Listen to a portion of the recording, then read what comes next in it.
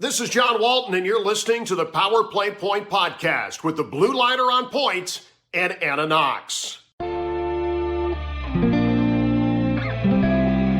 Here's Wilson, and on the right side, he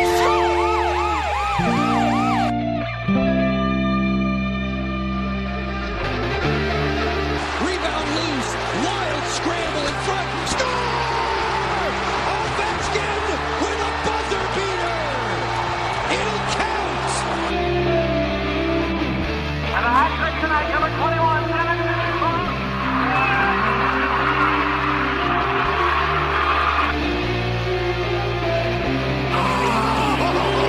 Spectacular! Braden Holtby!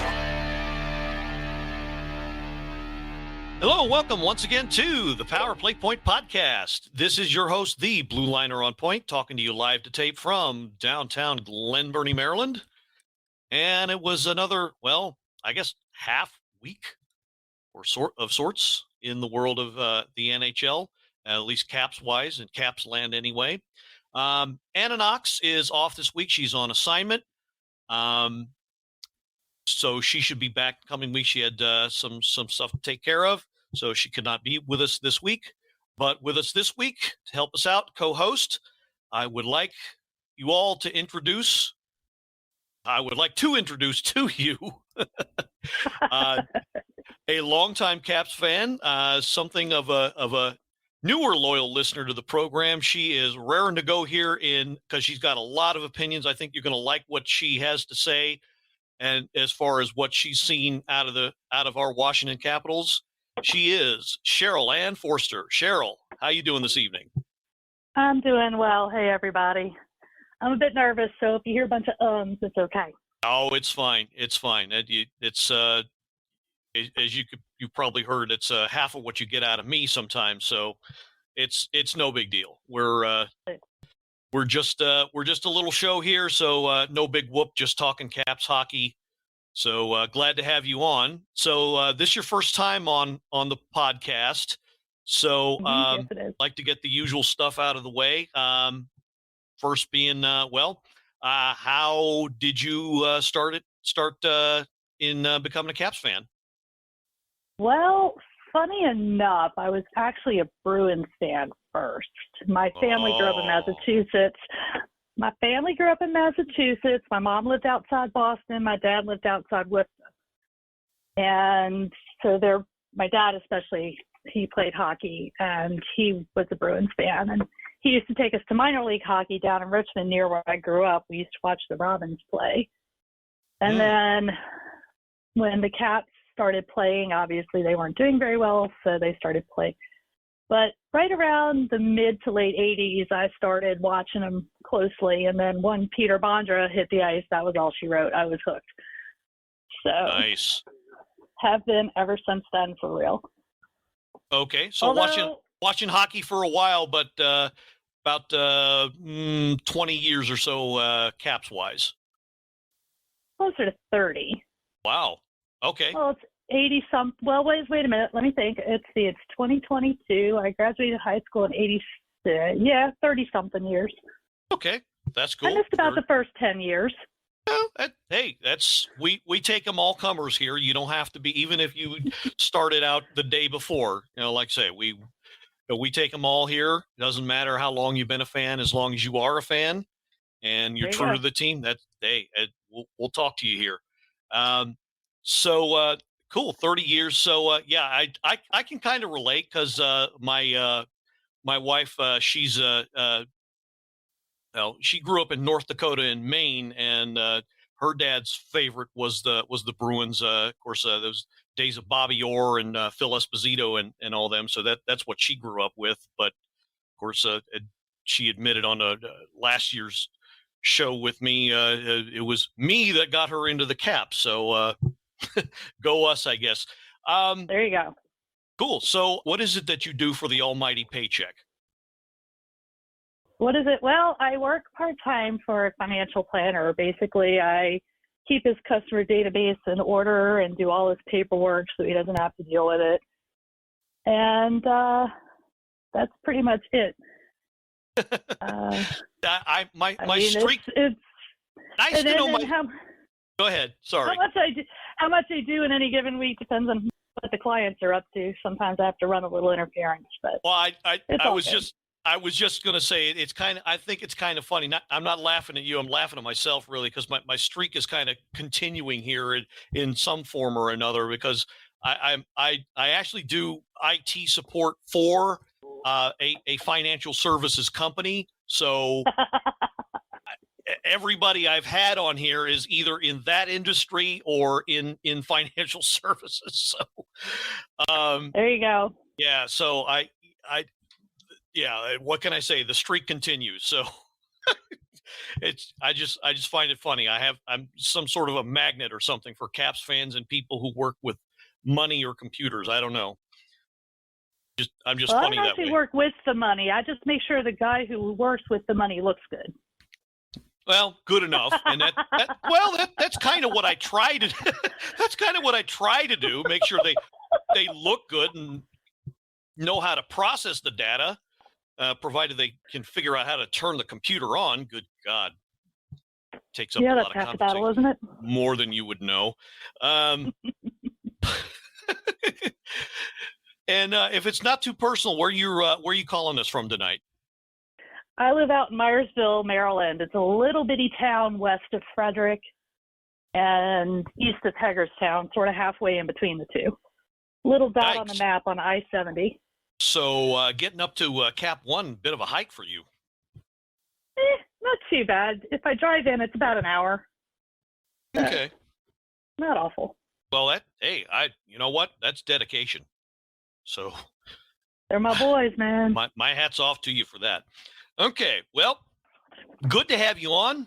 In any case, one way or the other, looking forward to have you on again later on. I can tell already you're going to be full of good information, observations here. So let's just get to it. There were only 2 games, of course, due to the All-Star break, the first of which was this past Tuesday evening in the confines, not so friendly confines of the PPG Paints Arena against our lovely neighbors, the Pittsburgh Penguins. This one was Interesting. yeah, this one was like a Jello rodeo because it was you wanted to hang on, but you couldn't, and you keep falling off the horse. But try as you might, you want to keep hanging on to it, and yeah, this. I don't know. I call it that because I couldn't get a grasp of the game, but I had fun watching it anyway. Right? Wow, this one was crazy. Okay, so let's get to the goals. So first period, 5:50 in. Caps get called for. Well, the goal was at 5:50. The penalty call was at 5:24. Daniel Sprong, who had been a healthy scratch for quite a few games before this, got called. Yeah, I have a few words about Sprong later. Well, yeah, I'm sure you do. Got called for the first of his pair of penalties in the first period for holding Jake Gensel in this instance.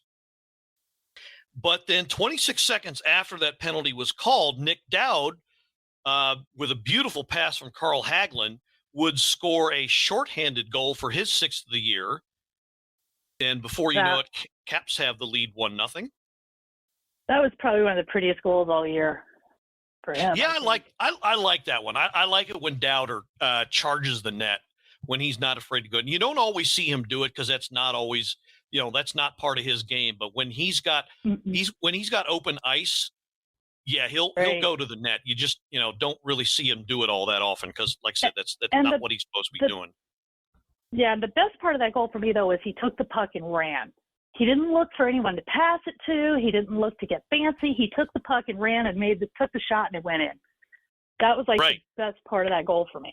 Absolutely. Absolutely. And so if somebody like that, you wish they had, I'm not trying to knock Dowder. I love his game, but as somebody like that, you wish with that kind of determination, he had just a little bit more skill, but I'll take what I can get. He'll give you a good 10, 15 goals every year and a solid effort.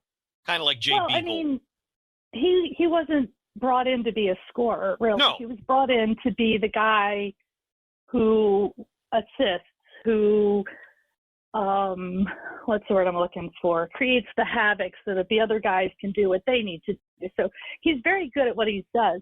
It's nice to see that he can do the other stuff, like what he did the other night. Definitely. Yeah, he give him half a chance, he will likely bury it. So yeah, good on him to see the opportunity and take it. So shorthanded goal. Go ahead. Oh, I was gonna say when he has a chance, he will take the initiative to try and make something happen. Oh yeah, yeah, but his primary responsibilities, as you were just saying, is the other side of the puck. So that's probably the best thing about his game, is that he will not hurt you unless, well, on that rare occasion, he has to take the bad penalty. But even so, so just want to give Nick Dowd a little love. He doesn't get a whole lot of attention, unfortunately, but he ought to. He should. Yeah. So anyway, still on that same power play, unfortunately, about 36 seconds later, 6:26 of the first, Evgeny Malkin with his 5th of the year, Gensel and Letang on the assists. So before the power play has a chance to expire, Penguins actually wind up getting one. Let's see. So on the next power play, which, as I already mentioned, was another Daniel Sprong penalty. That boy should know better. Yeah. Brian Rust gets his 13th. Sidney Crosby and Gensel again on the assist for that one. 2-1 Pittsburgh. And I kind of hated myself for doing it, but I was starting to think, okay, well, maybe there was something to Sprong being scratched for all of those games. And I think I even put out a tweet that said, expect him to not be on the ice for the game against Edmonton the next day, or less ice the rest of this game, or very less ice the rest of this game.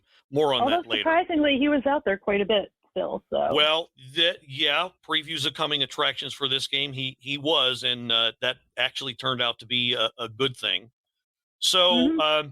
Later on in the period, though, Jake Gensel, who we mentioned already, also would commit 2 penalties, one of which led to a power play with about 4 minutes left. And who should take over but the guy who you wouldn't expect has the shot, but does, and that's our friend Dmitry Orlov with his 6th of the year. Nice wrister. And beautiful.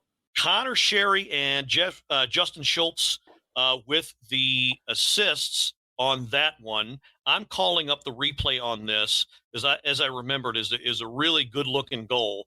Connor Sherry starts the play by charging the net, as he always does. He gets a shot off, and then Orlov skates in for the Okay, so I'm watching the replay. Schultz with the breakout, Sherry on the right wing charging the net, and Orlov trails behind and roofs it. Gets the rebound and roofs it. Just absolutely beautiful. His 6th of the year. Nice to see. Tie game at the end of the first period, and I got to tell you, I was not feeling good heading into this game. I didn't know what to expect. It was nice to see them come away with the tie in the first period. So I did kind of have some hope when I saw that. Especially when poor Vanacek got clobbered. Yeah, I kind of missed that because I had to take my son drop his car at the shop, and I got home and turned it on just as VTech was getting up from the hit. So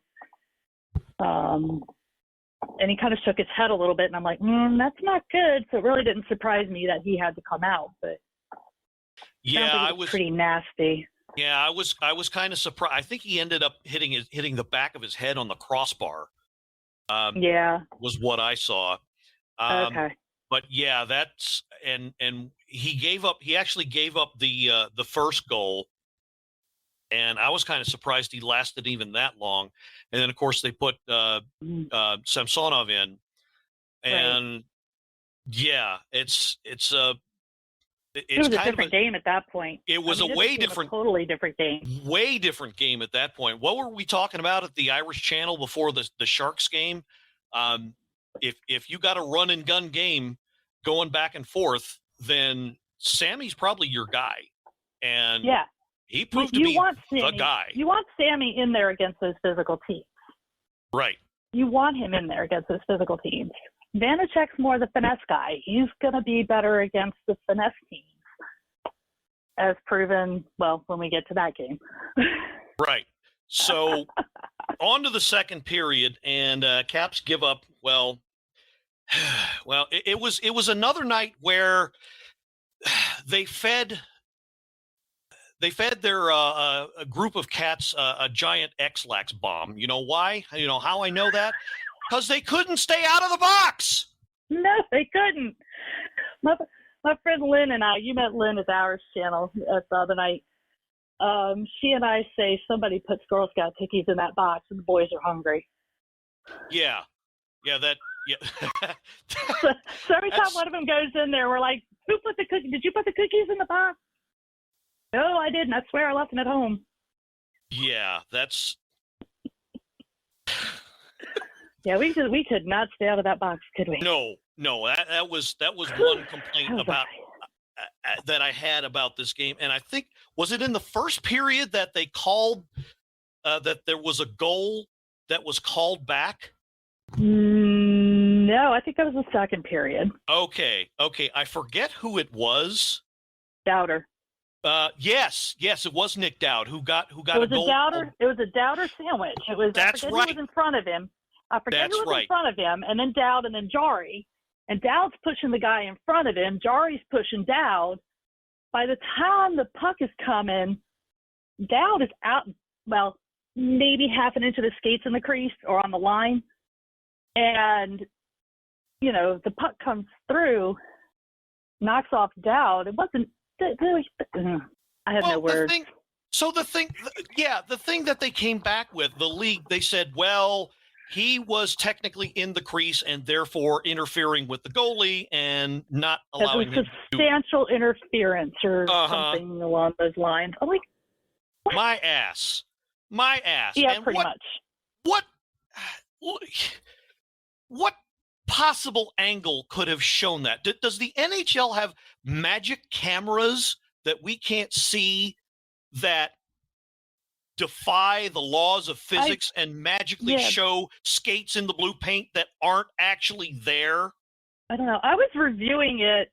I was on the NHL app and I did the, what do they call it, the condensed game video. And I actually had an overhead shot of it. And if you look, there is plenty of room. Dowd's skate is maybe an inch on the line. It's not even in the blue paint. Right. And there's plenty of room for Jari to move around in there. So I don't know where they got what they got. And the contact was initiated by Jari. By Jari. So I don't know. I really don't know what the hell the league was seeing as far as that goes. And for another, I really hate that they have to get involved. They're not even there. I've always had a problem with that. You're relying on people that aren't even there to help with the call, which is colossal pile of BS. Anyway, but that's I think that's pretty much how that period started. And then later on, as I was saying, go ahead. I'm trying to remember if that was before or after Russ scored. It had to have been after because Russ scored. I think it was after because we were hoping to get the tie after that. That's right, because it would have been tied. Would have been tied, but Russ scored a triple four in the second period after yet another Caps penalty. Play. Yeah. Good God, he's like freaking Martin St. Louis back in the day. You don't put a body on him, you are finished. Oh yeah, if there's a hole on the ice, he's going to find it. Right, and surprisingly, he got open and. On the power play and just enough to tip it in. 3-2 Penguins lead. And it didn't look too good, especially after the goal call off. And that kind of a thing, you either react to it like you know what, this isn't our night, or you get mad. And I'm glad to see the Caps react the way they did. They decided they got Boys mad. got mad. The hitting ramped up, the speed ramped up, and then finally it all culminated in with My boy Sprong. Yep, in the magical McNugget minute yet again. Spronger with his 8th, assisted by John Carlson on a wrister, tied at 3-3. And, that was his redemption for that point for all the penalties from before. And thus it would stay tied. And his defensive game picked up after that, too. There was he had a couple of really good back checks. Yeah, that. I think he figured out you can't do anything illegal, or you can't be a step behind on the play. So yeah, I noticed that too. He kind of caught up as far as his defensive responsibilities. So good on him for that. So the game would stay tied all the way through the third period. Mm-hmm. So thus to overtime we would go, and well, our luck with that this year. Yeah. But who should ride to the rescue again, surprisingly, but Dmitry Orlov again, his second goal of the game, 7th of the season. Kuznetsov and Wilson on the assists. I think that should be the permanent. I don't think they can stay out there the whole friggin' time, but No, but that lineup. That lineup seems to be the way to go. That seems to be where the Caps have had at least some success in OT. I will tell you this. If he doesn't stop and change direction in that corner, that goal does not happen. If he keeps going around the other side of the goal, that goal does not happen. I think when he stopped, changed direction, and that threw Crosby off, Crosby got behind, started trying to have to cheat, and Dima just boomed it in. I really think it's pretty interesting. Okay, I've called up the replay. All right, so, Caps are in the zone, and let's see. Yeah, he's got it in the corner. Fire. Okay, so, yeah, you're right. Yeah. Changes direction. Exactly. He doesn't do that. That goal does not happen. Yeah, because I think it caught the Pittsburgh defense. It froze them, so they stopped chasing him. And then it gave him just enough space in the high slot to release the shot. So, perfect observation.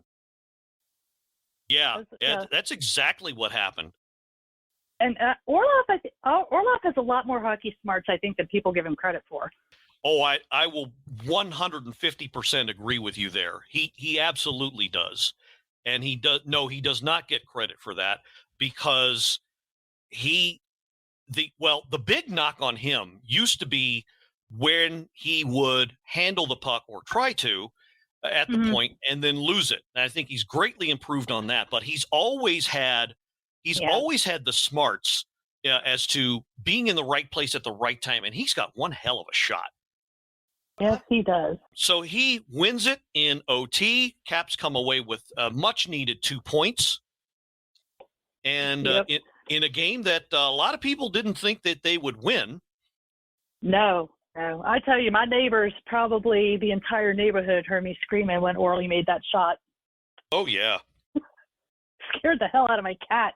He was taken off. I don't know where he went. He scared the hell out of him. My dog just kind of looked at me like, yeah, whatever. So naturally that made Orlov the first star of the game. Second star, deservedly so. If you could have like a half a one tied for first place star, Ilya Samsonov, 43 stops. He was outstanding. He was just the goalie that the Caps needed in this game, for damn sure. He certainly kept them in it. And of course, Rust with the third star. It's a quick run of the vitals here. 47 shots on goal total for the Penguins, 32 for the Caps. There was another one where, it wasn't so bad, but the shots on goal didn't come a whole lot until, the game started picking up a little bit. And that you never want to see that. Yeah, but considering we got outshot 23-7 in the second period.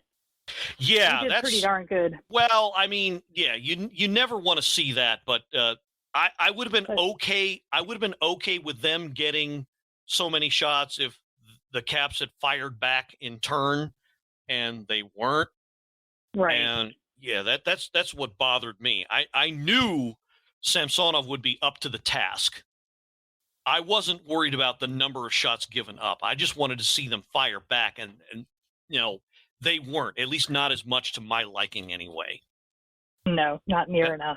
That's probably what was bothering me. Hit game, well, I mean, it's the Penguins, so you're always going to see multiple double digits for that. 28-20 in favor of the good guys.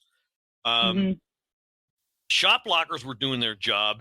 Caps got 17, so that's so in total, that's 64 shots that were aimed at the net at given points. We're not even counting the ones that were missed. So, right.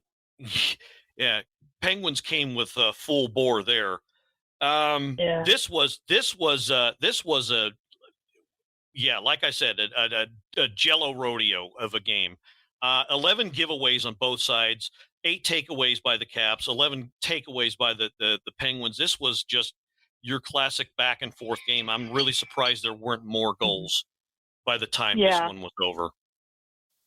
Yeah, well, I mean, all things considered, well, aside from the fact we weren't putting pucks on net, Jari is actually not a terrible goaltender. I mean, he's a pretty good goaltender, and I mean, as evidenced in the last game, I think we played them.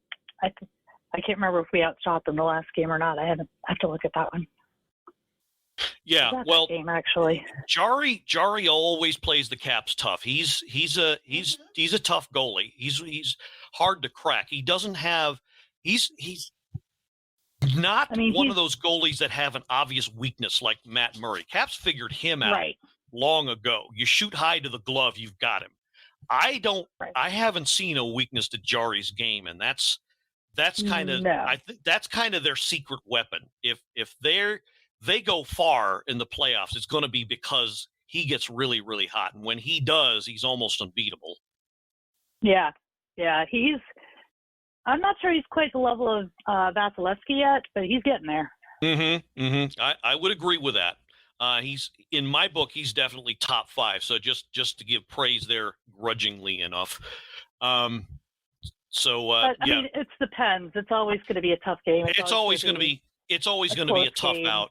Yeah, and he's obviously their number 1, so they're going to ride him. So, yeah, if the Caps end up facing them in the playoffs, then they're going to have to figure out a way to beat him more consistently, because that's what it's going to come down to. I may have to double up on my blood pressure medicine if we end up playing him in the playoffs. You and me both. You and me both.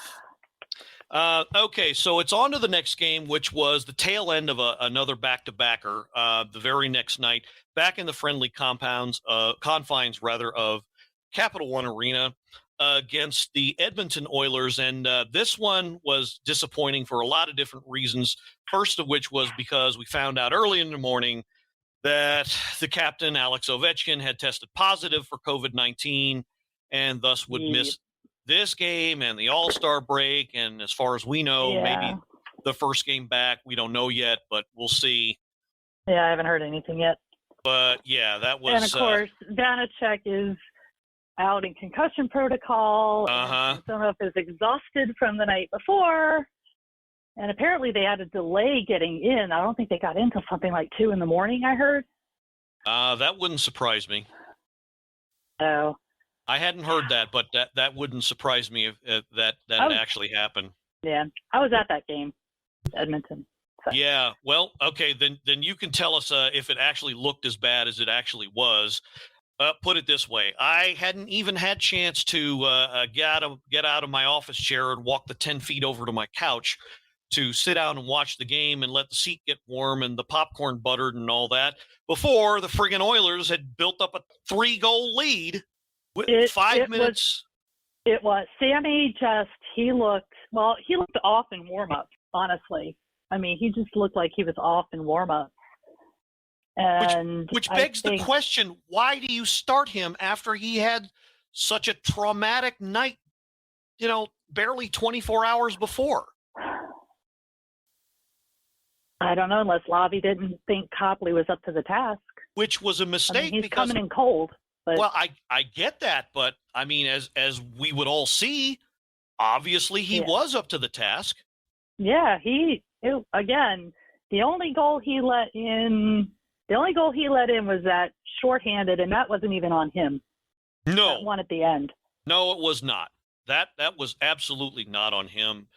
And then don't even get me started on the empty netter. Well, okay, so that's a discussion for another day. Yeah, well, as I said, 5 minutes in, and Oilers have a 3-0 lead. Draisaitl, his 32nd. Vander Kane, newly acquired, his second of the year, and of course Connor McDavid with the obligatory power play goal. 3-0 before you know it, and then hope is restored with the Tiger scoring his 8th. That was pretty. Justin Schultz on the assist, 7:36 in the first. Second period, Connor Sherry gets one back, 9:16 in the second. I want to go back to the first goal because I need to take somebody to task here. If you look at the first goal, and I think this really set the tone for the game, but and I know he's been a favorite of mine. He's been a favorite of a lot of us, including Mr. Grant Green, the Scottish podcast, the Scottish Caps fan podcaster, and that being Martin Ferravari. Yes. If you watch the replay, he loses his stick. And he is so intent on getting the stick back from the bench, he forgets the back check. And because he forgets the back check, who's left to play defense? Of all people, and I believe Kuznetsov and Wilson, the two forwards, are left to play defense and skate backwards. Yeah, and that I'm sorry, we cannot put that on Sammy. No, that's definitely not on Sammy. And that's a friend of mine, Pete Fisher, said, "Hey, look. I don't care if you lose your stick. Your responsibility is to back check and try to stop the rush." And he didn't do that. And that's a dressing down by a coach in my book. And I can't agree more. I'm sorry. Yeah. No, I completely agree. And I'm watching this. Wilson tries to go flat out on the ice. And I wouldn't have cared at that point if he got the hooking penalty, because he gets a hooking penalty. Yeah, okay, they go on the power play, but they don't score. Right. That's one of the times, and I'm watching it, and I'm watching the replay as we speak. And Wilson, literally is flat out going down the right wing. Kuzi's flat out going down the center, and there was just nothing they could do about it. Right. No, there was no way they were going to catch him, save, put a stick on him and interfere with him. And of course that would not have made much sense, but no. You can't expect those guys to play defense in their own end. That is Ferravari's job, and he just flat out didn't do it. So I have to call him out for that. And he's been up long enough. Yes. And he's been up long enough. You cannot call it a rookie mistake. You just can't. No. He's been around long enough. He should know better. He definitely should have known better on that one. So that unfortunately, like I said, that set the tone for how the game was going to go. And then they got two more, and I do like, for a tired team, I do like how they responded with the two goals before the end of the second. And then, so we were looking for a big response, and we got it. Kuznetsov, his 14th unassisted. And I'm going to call up the replay for this one as well. Sherry scored in the second period. Yes. Sherry scored in the second to make it 3-2, but the Caps clearly had the momentum after that. Oh yeah. I think Edmonton sat back and thought they had the game won and kind of played back, but then kind of like we used to do. Yeah, kind of like the Caps tend to do on occasion. But so I'm watching the replay on this one. Okay, so there's some I got to watch it again. So there's some digging in the corner here. Okay. Kuzi didn't look like he didn't even know it had gone in. Yeah. Okay. So Kuzi gets the puck in the corner. Yeah, it was kind of a freak thing. And okay, I think this was the one where we thought it actually hit off of Joe Snively. It looked like yes. We were kind of thinking it was Joe Snively's goal. But yes. yeah, okay. So what it was there was a battle along the boards. It was Wilson and two guys. Kuzi ends up with the puck, throws it at the net from the half boards in the corner. It takes this crazy bounce and ends up in the net. And it sure did look like on some angles that Joe Snively got a piece of it, but they gave it. He didn't actually. It bounced off the defenseman. Okay, yeah. Because if you look at the AT&T net cam, it misses Snively's stick by about 3 inches. Okay, yeah. Well, we wanted him to get his first goal in any way possible. That would have been amazing. We kind of thought it was his, but he set the screen, so he definitely did his job on that one. Yeah, he had some good chances. I mean, he had a couple of whacks at it. Wait a minute, let me think a minute. I think it was in the third period. He had some really good chances in the third. Yeah, he got 13. He got 13 minutes of ice time in this game, and he didn't look all that out of place. He's as I always say when he plays, he makes things happen. I like his game so far, and I just thought of a comparison with him. He reminds me a tiny bit of Sprong, except he's not as fast and he doesn't shoot as much. But other than that, I think it's attitude and chemistry. I think is what it is more than physical play. Yeah, I think is. I like the way he approaches his game. He will do anything to contribute to a goal. And that, like if you watch the replay, like you saw, he set the screen. So if that's what he's got to do, then that's what he'll do. Like I said, he's makes things happen when he's out there, makes the most of his opportunities, whether he delivers the scoring chance himself or pardon me, creates it out of nothing. Right. So exactly. Like to see more of him, maybe in place of he was in place of let's see who in this game it's Conor Mcmichael that got the healthy scratch. Right. He needed it. Yeah, I was talking this over with my wife during the game. I'm of two minds about McMichael. Sometimes when he's out there, he looks like he's comfortable, looks like, well, at least for right now, something of a solid two-way guy. But other times he just looks like he doesn't know what he's doing. Yeah. And I don't know if that's lack of experience or he doesn't know what end is up because, every other week he's a healthy scratch. I don't know, but once in a while, with different guys, or right, and as a professional, in theory, you should be able to play with whatever line you're put out there on. Very true. And if it turns out he needs a regular line, we all know that. Go ahead. We all know everything works in theory. It's proving it. That's the problem. Very much so. Very much so. And if he turns out to need some regular line mates, then we might be in trouble here because if you're that, I don't know, if you're that dependent upon knowing who you're going to play with, then you're probably not going to last long, at least in this day of age, even though, they've relaxed the rules a little bit. They've dissolved all the taxi squads. So maybe the lines will be a little less fluid, but who knows?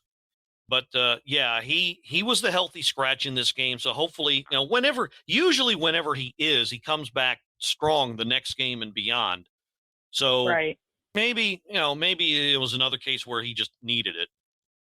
Yeah, and sometimes guys need a rest, And maybe it's just as simple as that. Well, maybe with him. Go ahead.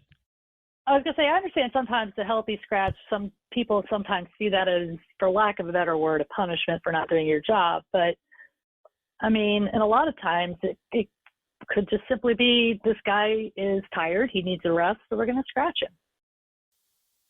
Well, and see, when you say, I mean, I don't know what's going on in the coach's head. I'm not a coach, but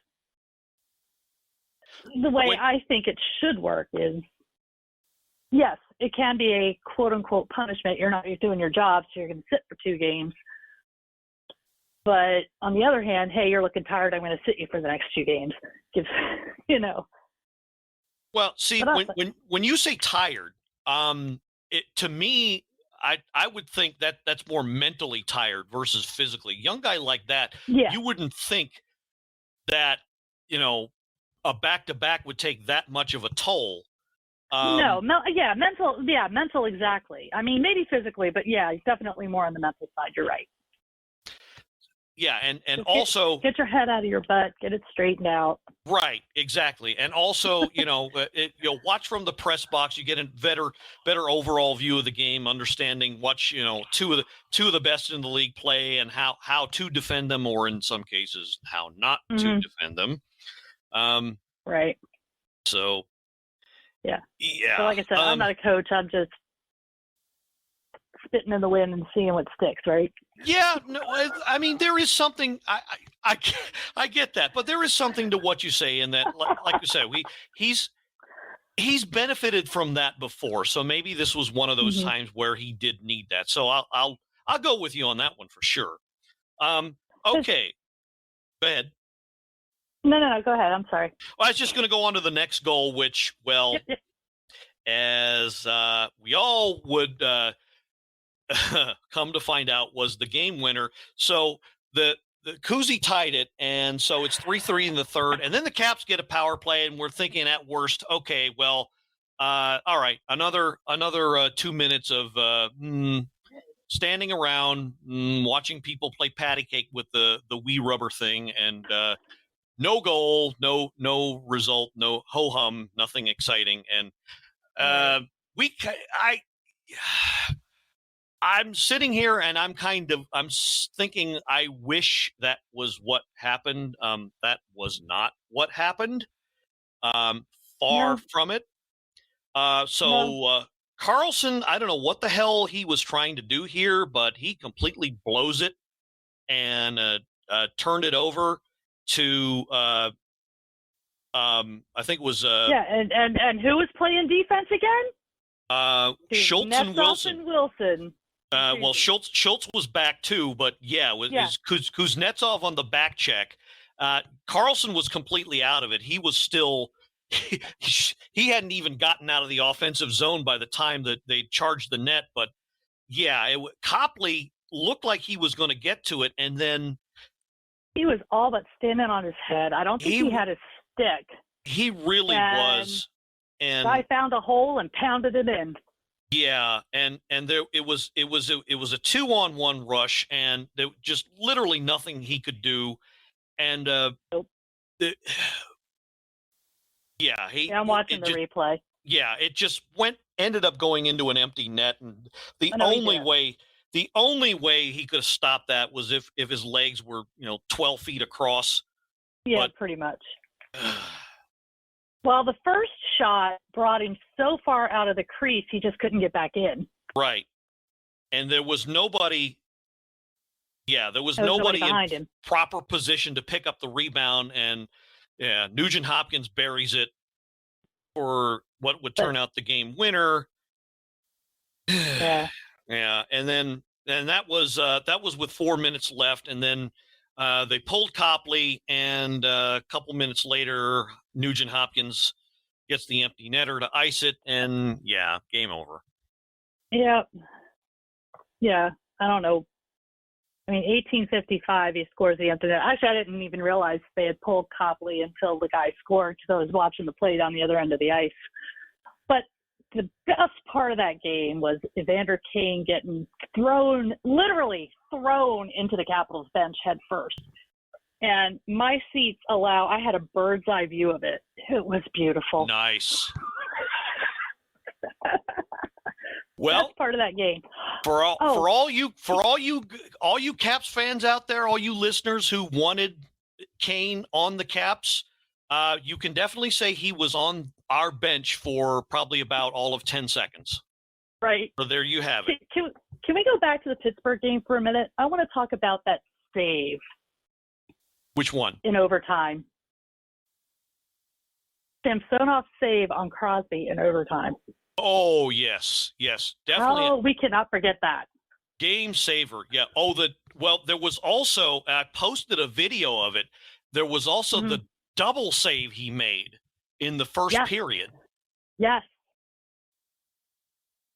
But yeah, I know the one you're talking about. And yeah, Crosby does what he does. He circles around the net, and I'm watching that and going, oh shit, Sammy doesn't have his stick. The defenseman's halfway down the ice. I'm thinking, oh shit, this game is over. Mm-hmm. And then boom, I was like, floored. Yeah. Like speechless. Yeah. No, he was making stops out of thin air, and he really, and that's more fuel to the fire. I don't know if you heard, but a couple weeks ago, I had, of course, Brad on and Blake Allen from the Chirpin DMV podcast. And we were talking about the so-called goalie controversy. And I was the guy advocating for keeping them both. And Brad and Blake were both kind of, we probably need somebody because their individual stats aren't that great, and you kind of need something that, at the very least, you need a goalie with more experience to lead the way come playoff time. Right. But I'm still and I agree with that to an extent, but games like this are why I kind of feel like we really need to keep them both, because when you need the other one to step in and have a good game, this is what you get. This is what you can get. Mm-hmm. And it just, to me, it doesn't make much sense to give that up. No. Although I'm also sort of in agreement with Brad that we do need to kind of pick a number one. But like I've said in the post, we have two, and I've posted this on numerous sites, and I'm sure you've read it.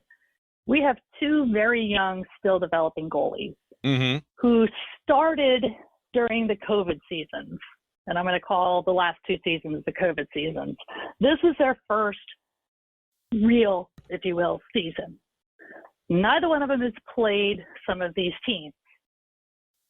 So it's hard to pick a number one when you've got a goalie that's super athletic, but who has discipline issues off the ice sometimes. And you've got another one who's super technical, and for all we know, he doesn't have. And my issue, and it's not really an issue, my thing, I guess you will, is with Sammy is he can be a monster, but he needs that discipline. He needs someone to help keep him and get him focused. And keep him focused, not only on the ice, but off the ice, as we saw the last couple of years. He got in what was an ATV accident and broke his foot. He got COVID twice last year. So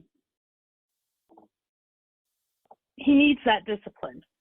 And that's where a veteran would come in. And I think that's kind of why we brought Lundqvist on, or tried to bring Lundqvist on before.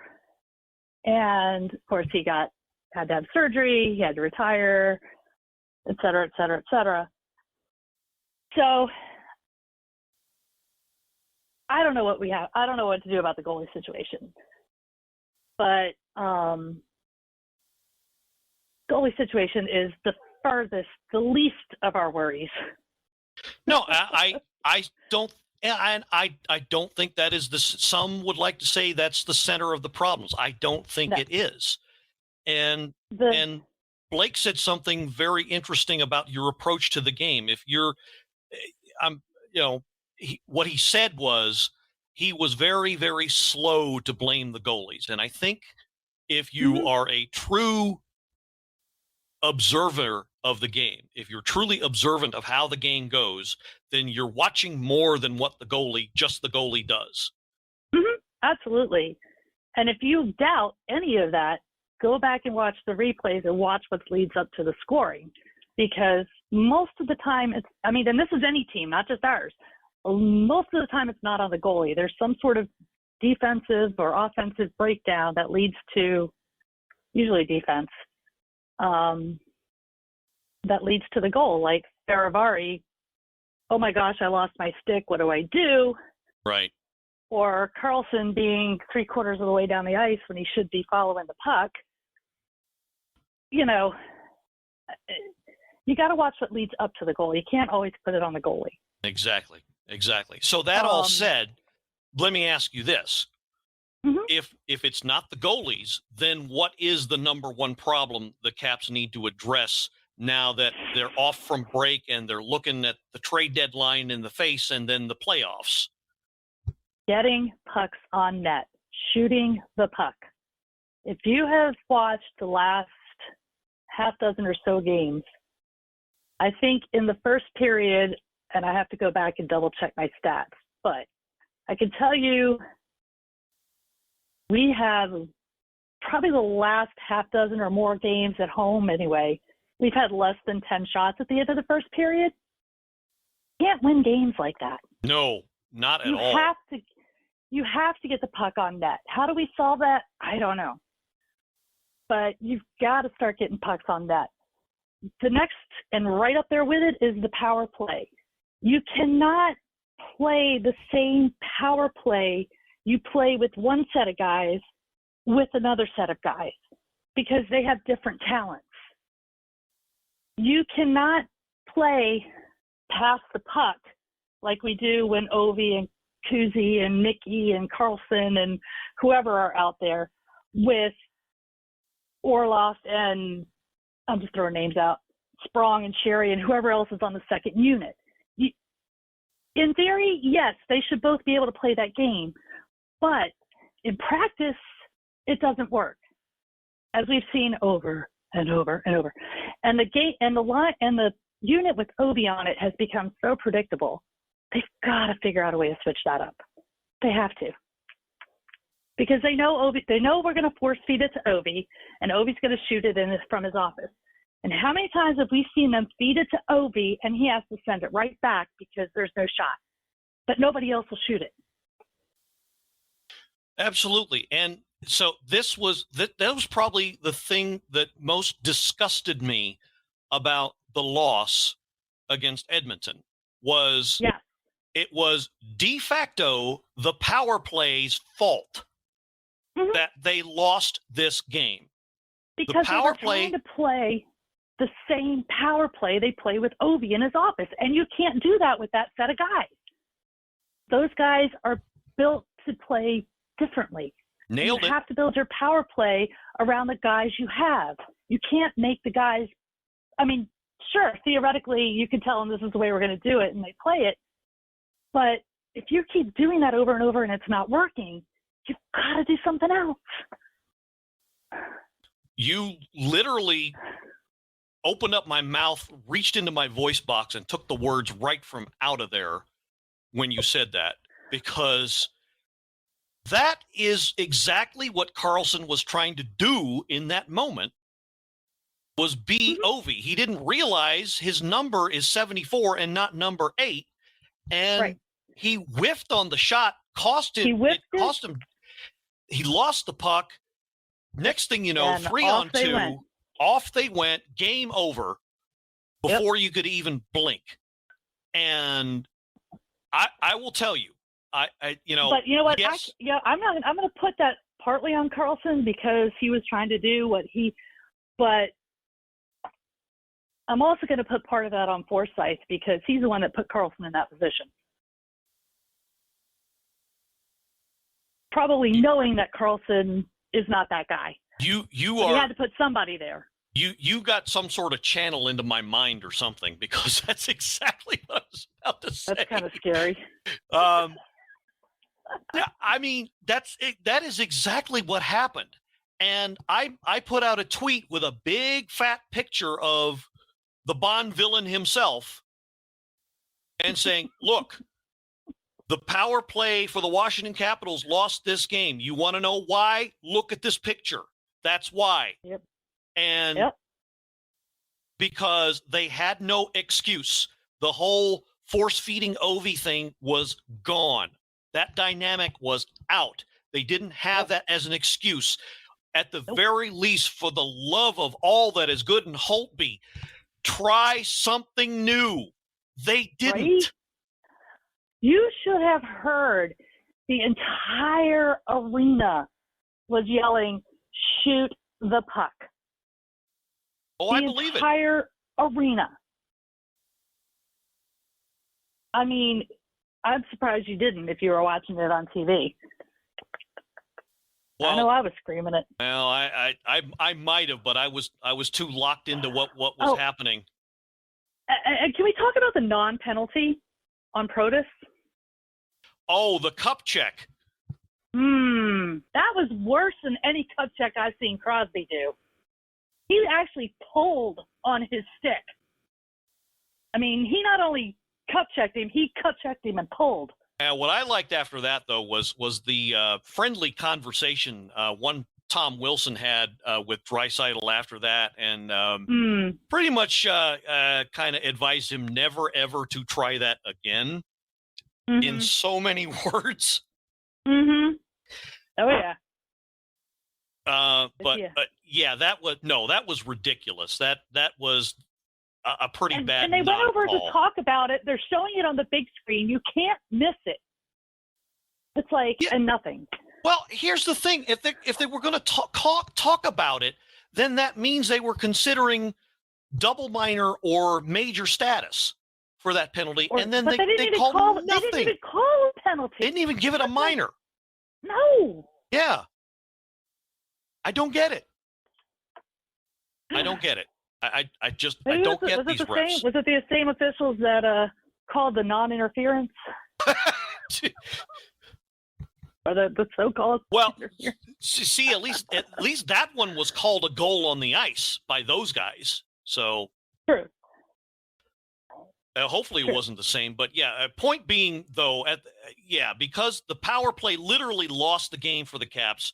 I was pretty gosh darn diddly tootin' far from Oakley Dokley after that. Let me tell you. I was truly cheesed off. I mean, more than throwing my foam brick. I was about ready to throw the cushions, maybe even the cat at the TV at that point, because no, I would never do that to my cat. But no, just to give you an idea. Oh yeah, you were not happy. No, nobody was happy. But you're right. That's one of those two things are if not the major problem, then they're pretty far up there. Get more shots on net. And fix the power play for sure, because now it's gotten to the point where it's causing losses. Not only is it not helping them to win, it's gone all the way over to the other side of the needle where it's causing them to lose games. And I don't know if you fire. I do know. Fire the coach for one. Fire Forsythe, absolutely, and put in somebody who's something of a power play specialist. Now, it turns out maybe they've already got that guy, and he's not 100%. I've talked about this for the last 2 weeks, and that's Backstrom. Maybe when he gets back to being 100%, maybe we'll get a little bit more, results as far as that goes, and maybe Oshie comes back from, hurting himself repeatedly. Yeah, I'm worried about Oshie. I'm not sure how much longer he's going to last. Honestly. I hope. Well, I hope it's. I'd like to get another couple of years out of him, but I don't know, man. Well, he's got what 3 years left on his contract, if I'm not mistaken. So I hope it's at least that long. Well, yeah, exactly. You want him to work. You want him for the rest of his contract, but hopefully this is an anomaly and he comes back stronger than ever. Yeah. Well, hopefully it is. But that's because we are missing Oshie on the power play. We're missing Oshie in a lot of places, really. Yeah, I would. But I I would tell you, agree. Connor Sherry's kind of filled the bill a bit on the 5-on-5 anyway. He's not afraid to charge that net. He's not afraid to get into the middle of things. So he's kind of coming along. Yeah, no, I definitely agree with that. I would like to see more. And Mrs. Blue Liner was telling me about this, that the line of Sherry, Sprong, and Eller. I love that line. Probably the one that has delivered more this last couple weeks than any other. I absolutely love that line. And I think they were the ones that held things together offensively in the Pittsburgh game, I think. Mm-hmm. Actually, he was playing Sprong and Sherry, I think, were with Nikki. Oh, really? At least for a while. Yeah. Well, that's for a while anyway. That's even better. No knock on Eller, but that's even better. No. I like that line. Yeah, I was like talking to I like that lineup better. one of the girls next to me, and I said, I love that line. Sherry, Sprong, and Nikki. That was like. If they can platoon between those two centers whenever they can, that's a great thing. So I definitely want to see more of that. That's some chemistry going there. So a 1-1 week, could have gotten 4 points. Yeah. I really should have gotten 4 points. Should have gotten 4 points, maybe should have 3. gotten at least 3. Should have gotten maybe the loser point. Yeah, maybe. Shoulda, woulda, coulda. Right. Well, we just move on to Tuesday, right? Move on to next week, I guess. Well, the boys at least had fun in Vegas, so. Yeah. Speaking of which, did you catch any of that? The skills competition in the game? I did. I watched all of it, actually. Cool. How'd you like it? Skills competition was fun. Not a big fan of the 21 and 22, but the one in the fountain was I kind of like that. Maybe it's because I like things getting smashed and it appealed to the card playing gambler in me. But yeah. There you go. I liked when they were in the fountain and shooting onto the platforms. That was kind of cool. Oh yeah, and when what's her name? The girl, I forgot her name. That was smoked them all. Oh yeah, Jocelyn Lamoureux. Jocelyn, yes, Lamoureux Davidson. Mm-hmm. She smoked them. I was rooting for her to win. I thought she was going to have it. I thought she was going to get there until what's his name? It was Wenberg, I think, from the Blue Jackets. Yeah. Put in his time. He ended up winning it. So no shame in that. You end up finishing third to the eventual winner. So there you go. And then Kuzi was like, I don't know who put me in the fastest skater. Kuzi is fast in a straight line. If you put Kuzi on a straight line forever, he is going to be fast. You start making him turn corners, no. Well, see, here's the thing. Kuzi is good when he turns, when he has the puck. When he doesn't have the puck, he couldn't turn if you sat there and gave him directions. Right, exactly. Which is why he said, "I don't know why they put me in this thing." I thought he was going to lose so much fun. When he made those turns, the last couple turns, I thought he was going to wipe out and lose it. I know. We should see he was laughing the whole way around. Oh, he was. He had fun with it, and I was kind of glad because it looked like he was easing off, and I was like, I was really actually glad to see that because the last thing you want is for somebody to hurt themselves, and I think that one, fastest skater, is easily has the biggest potential for somebody to get hurt, and yeah. So David shocked me. 14 point something. I was like, what? Yeah, I was just kind of surprised at that. That shocked me. I thought he would be under 14 for sure, but don't know what happened there. I don't know. But Willie took third in the hardest shot. Oh yeah, getting pretty awesome. The shameless plug here, DC 101.1. Right, exactly. that was all over Facebook. That was awesome. Awesome to see. It was like, okay, Willie, don't embarrass yourself here. At least break, 97 or something. And he got the 101. I think his first shot was 98. Well, his first shot was mid 90s or something like that. Was it? Yeah, it was 96. 90-something. 96. Okay, 96. You're right. Yeah.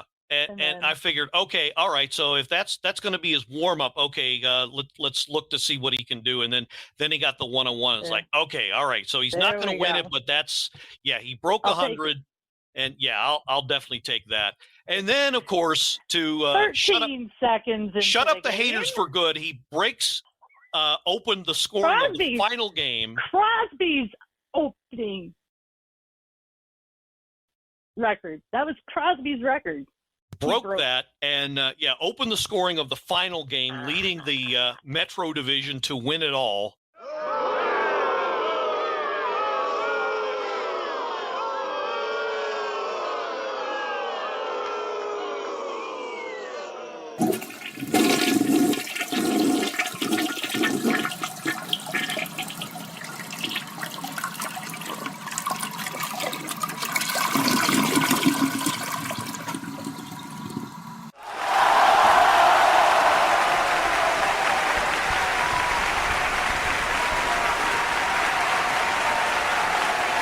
And Kuzi scored first in the final game. In the first, So it was in the semifinal that Wilson scored in 13 sequends in. Yep.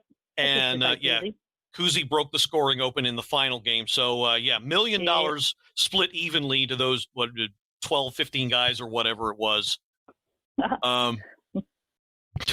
Yeah. And it's kind of funny at the press conference. They said, "Well, I don't know what they're going to do with the money yet." So as fun. They dumped all that onto ESPN Plus after the game. I was like, yeah.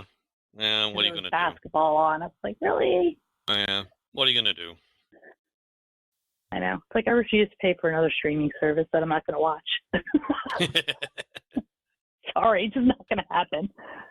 Yeah. I already paid for Prime, HBO Max, and actually, no, I don't pay for Disney. So that was counting the All-Star festivities. That was the week that was for the Caps on Ice. Previews of coming attractions.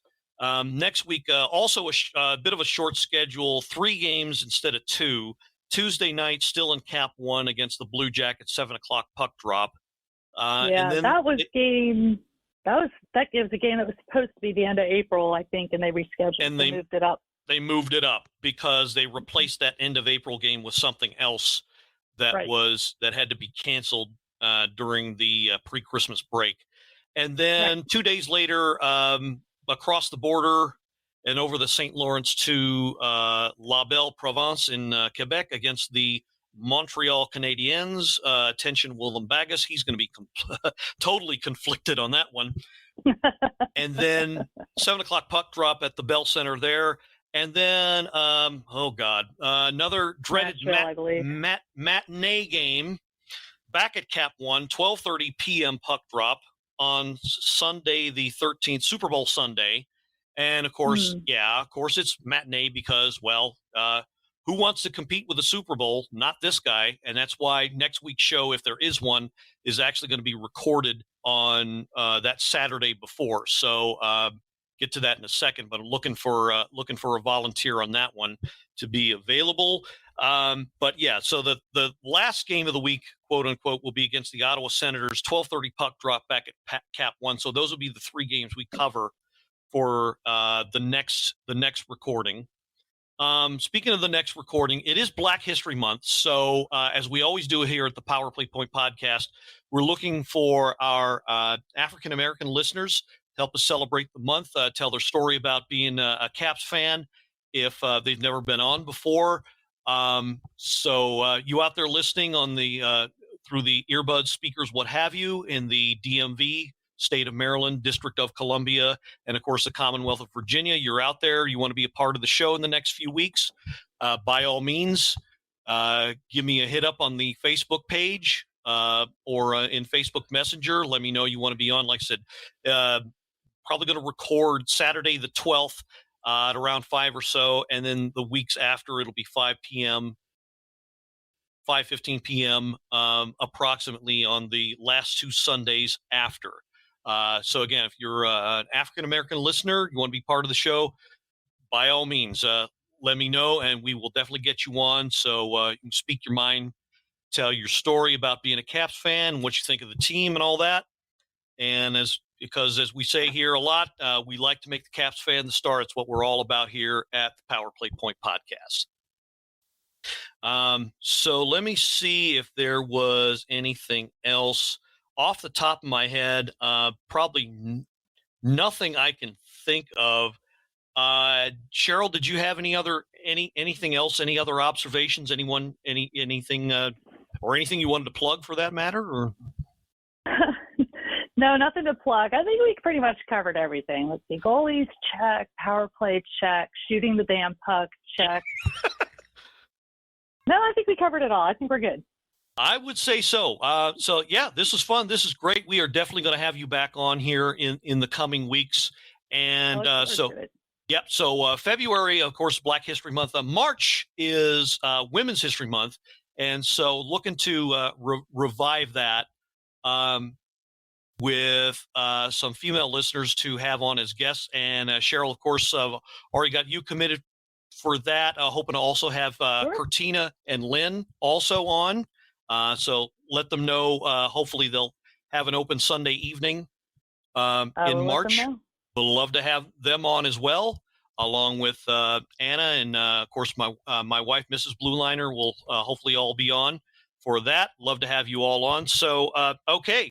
So, yeah, I think you're right. I think this is a good time to stop it here. So we are off like a prom dress here, as a certain DJ used to say.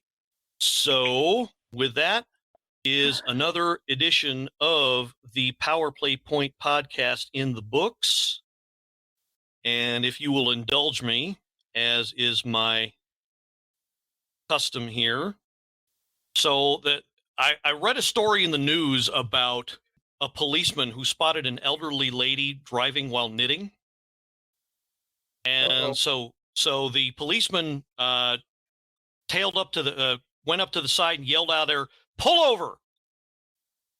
And she yelled back, "No, it's a scarf." Oh my God. For Cheryl Anne Forster, this is the Blue Liner on Point signing off and saying hallelujah and let's go Caps. Amen. This has been another episode of the Power Play Point podcast. All episodes are available from Apple Podcasts, the Podbean app, blueliner77.podbean.com, and now available from Stitcher. Music by Joe McAllister, voiceover by Jeffrey Conkle.